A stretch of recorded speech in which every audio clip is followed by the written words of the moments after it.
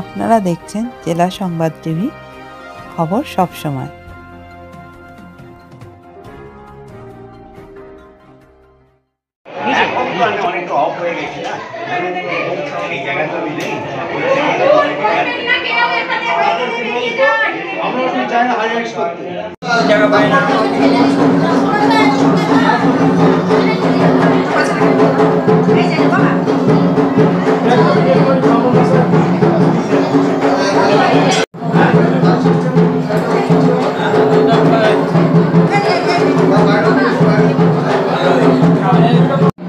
এর অনেক অলৌকিক ঘটনা আছে, অনেক মাহাত্ম্য আছে এবং বিশেষ করে আগে তোমার ইতিহাস আছে। আগে আমার জ্যাঠামশাই পুজো করতেন, যখন বাবা পুজো করতেন, দাদু পুজো করতেন, এবং আমি পুজো করি, আমার সময় অনেক অলৌকিক ঘটনা এখানে ঘটে। মাটির মূর্তি যখন মা স্বপ্ন দেন যে মাটির মূর্তি বাদ দিয়ে আমাকে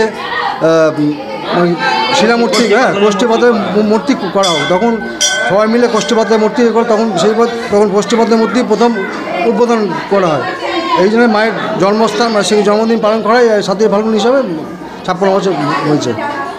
আপনি কত বছর ধরে এখানে পুজো করছেন? আমি পুজো করছি ধরুন প্রায় 15 বছর। এর আগে আপনার পূর্বপুরুষরা এখানে কি পুজো হচ্ছে? হ্যাঁ, আমার বাবা করতেন ঈশ্বর সমেন্দু ভট্টাচার্য, আমার জ্যাঠামশাই শঙ্করেন্দু ভট্টাচার্য, আমার দাদামশাই কানাই ভট্টাচার্য।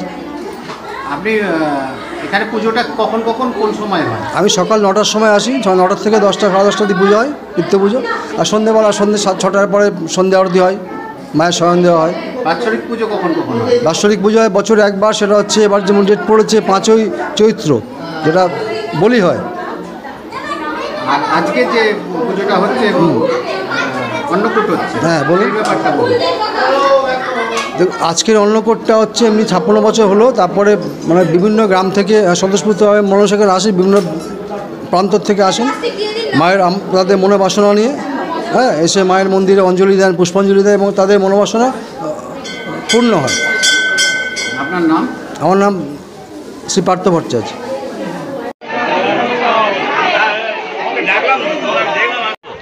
কত বছরের প্রতিষ্ঠান? আজকে যে এখানে প্রসাদ খান হচ্ছে কত বছর? এই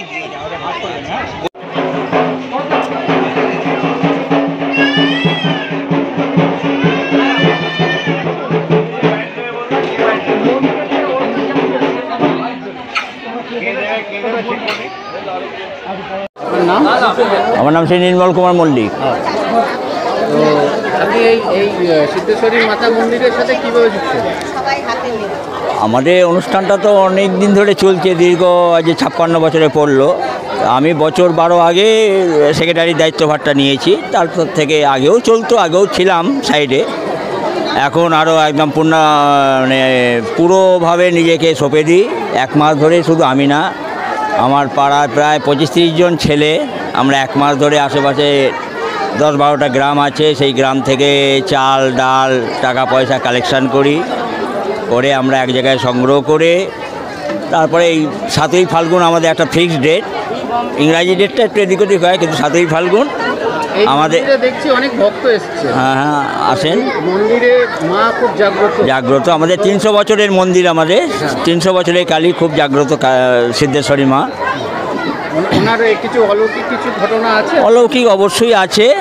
অনেকে আশেপাশে যারা থাকে তারা মাঝরাত্রে নুপুর পড়ার আওয়াজ শুনতে পায়। তারপরে আর একটা অলৌকিক আমরা শুনেছি যে উনি একদিন ভোরবেলা আমাদের পাশের গ্রামে রস খেতে গেছেন, সাধারণ একটা মেয়ে হিসাবে খেজুর গাছের তলায় একটা ঘটি নিয়ে গেছে, বলছে আমাকে একটু রস দেবে গো।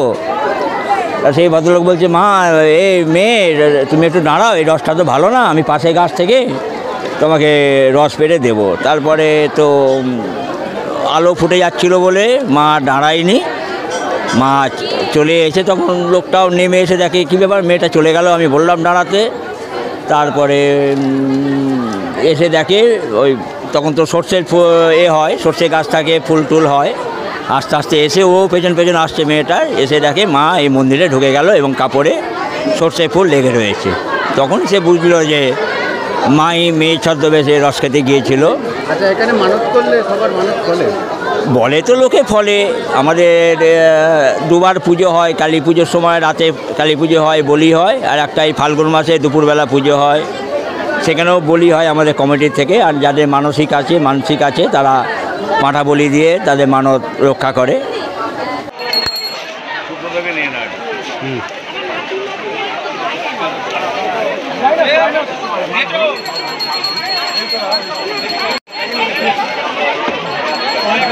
বলবে কে বলবে?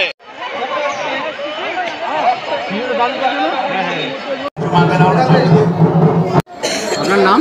আমার নাম অরূপ মল্লিক। আমি সিদ্ধেশ্বরী মাতার সাথে মাতা মন্দিরে কিভাবে যুক্ত আপনি? আমি অ্যাকচুয়ালি মল্লিক পরিবারের একজন সন্তান। আজ থেকে 56 বছর আগে আমাদের এই দেবী প্রতিষ্ঠিত হয়েছে। আমি এই অন্নকূটে একজন সেক্রেটারি হিসেবে আমি পদার্পণ করেছি। আর এই 56তম উৎসব উপলক্ষে মল্লিক পরিবার থেকে আরম্ভ করে এলাকার বিভিন্ন 7টা গ্রাম 8টা গ্রামের মানুষের এত প্রিয় আমাদের এই সিদ্ধেশ্বরী মাতার অনুভূতিতে সবাই আজকের দিনেই 7ই ফাল্গুন আমরা অনুষ্ঠিত করে থাকি প্রতি বছরের ন্যায়। আজকেও আমরা সেইতে 56 বছরে পদার্পণ করেছি এবং সবার সম্মতি নিয়ে সব গ্রামের মানুষজন বয়স্ক ছোট থেকে বড় সবাই আজকের দিনে এই মায়ের কাছে এসে পুজো দেন এবং যারা ঠিক করে রাখেন, যা মানসিক করে রাখেন তারাও এসে আজকে পুজো দেন এবং সবার সম্মতি নিয়েই আজকে আমরা এই অনুষ্ঠানটা করে থাকি প্রতি বছরের ন্যায়।